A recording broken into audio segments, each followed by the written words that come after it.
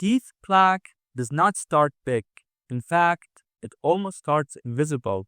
Then it slowly builds up and turns into these huge chunks of dental tartar that brushing cannot remove. My name is Dr. Noor and I'm a dentist. I'll explain to you. Dental plaque slowly builds up on the teeth. Then the person may either not brush properly or they may not brush at all. They don't take care of their oral hygiene.